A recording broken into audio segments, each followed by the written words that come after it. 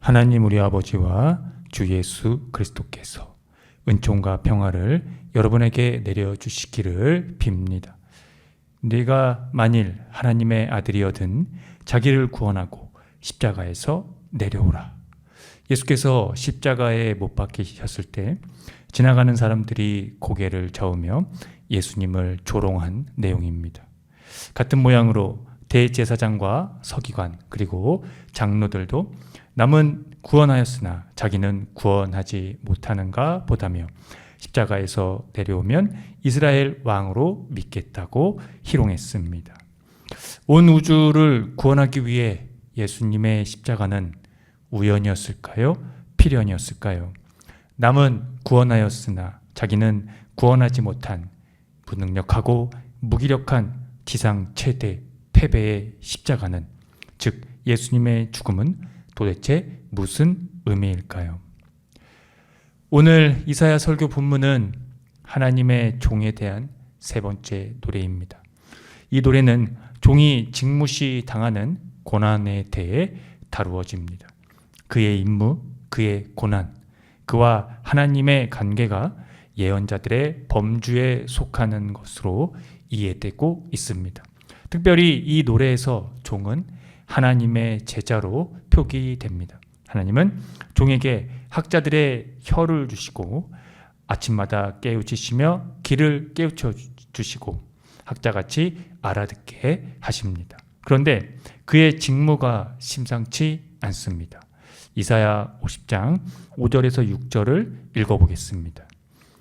주 여호와께서 나의 귀를 여섰으므로 내가 거역하지도 아니하며 뒤로 물러가지도 아니하며 나를 때리는 자들에게 내 등을 맡기며 나의 수염을 뽑는 자들에게 나의 뺨을 맡기며 모욕과 침뱉음을 당하여도 내 얼굴을 가리지 아니하였느니라. 비난과 모멸 곧 구타와 욕설을 당했다는 것이 전제되고 있는데, 이런 일들을 당했음에도 불구하고 종은 불복종하거나 꽁무니를 뺀 적이 없이 임무를 성실히 수행했다는 것입니다.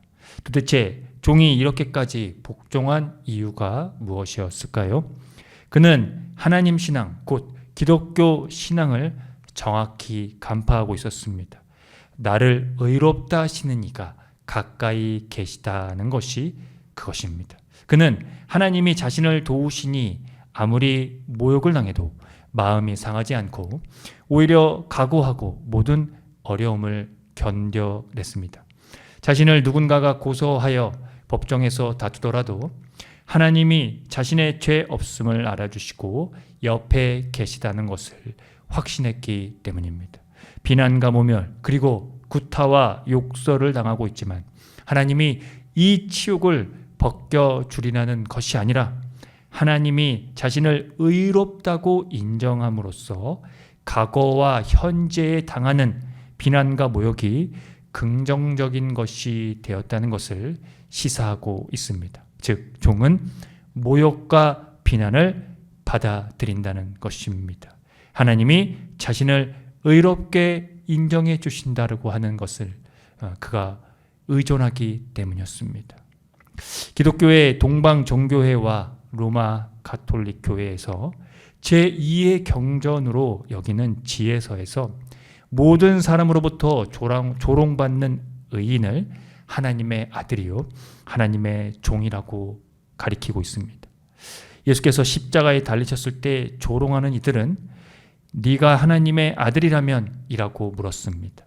예수님은 그의 삶 전체를 통해 그들이 조롱한 대로 행하였습니다. 즉 그분은 하나님을 신뢰했으며 계명을 지켰습니다.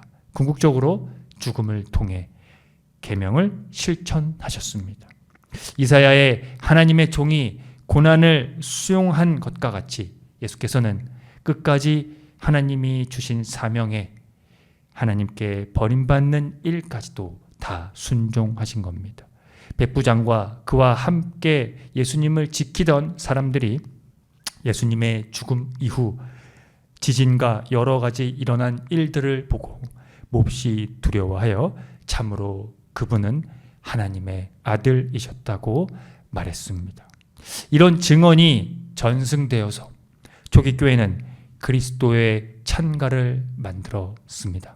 그 내용이 오늘 설교 본문인 빌립보서의 내용입니다. 당시 빌립보 교회는 핍박을 받고 있었습니다. 로마 정부의 조직화된 박해는 아직 없었지만 그리스도인들은 외면당하고 수치를 당하고 이웃들에게 학대를 당하기도 했습니다. 더 큰 문제는 교회 내부 안의 다툼이었습니다. 이기심과 경쟁심으로 분열이 되었기 때문입니다. 따라서 바울은 방문할 수 없는 처지의 그 상황에서도 그들에게 목회적인 권면을 해줄 필요가 있었습니다. 교회를 향한 바울의 권면들에는 본질적인 이 준거가 제시되고 있는데요.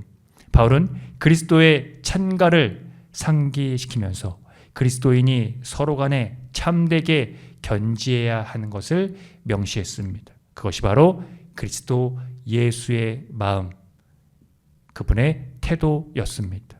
그리스도 예수의 마음을 중점적으로 하는 그 겉면적 시사는 그분의 인격보다는 그리스도의 사건에 해당합니다.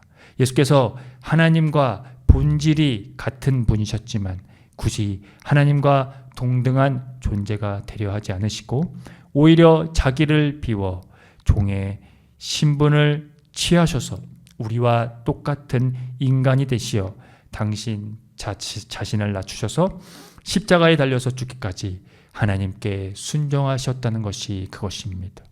예수께서는 자신의 존엄을 넘어서기를 원하지 않고 오히려 그의 존엄 아래로 내려오셨습니다. 하나님의 세계를 전적으로 떠나서 비천한 인간 세상에 마침내 도달하신 것입니다. 따라서 자신을 비운다는 것은 인간이 되는 과정을 표시한 것이라고 할 수 있습니다. 그분은 하늘의 영광, 즉 그분이 소유한 것을 포기하셨습니다.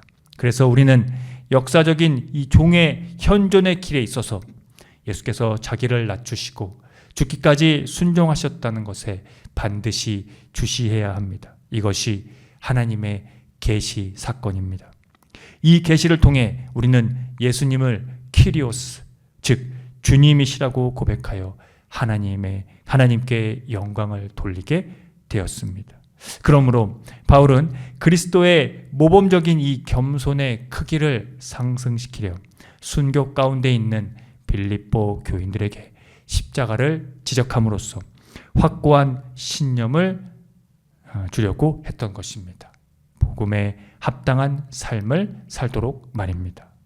특별히 고난을 겪을 각오를 하고 어떤 반대와도 맞서면서 하나됨을 유지하며 살아야 한다는 것이었습니다. 그리스도의 낮아지심에 기초한 겸손이 교회 안에서 또 개인의 삶의 자리에서 내적인 일치가 있어야 한다고 말입니다. 곧 그리스도 예수의 마음, 그리스도 예수의 태도에서 말입니다. 그분의 마음이, 그분의 그 태도가 여러분의 영혼을 강건하기를 빕니다. 함께 기도합니다.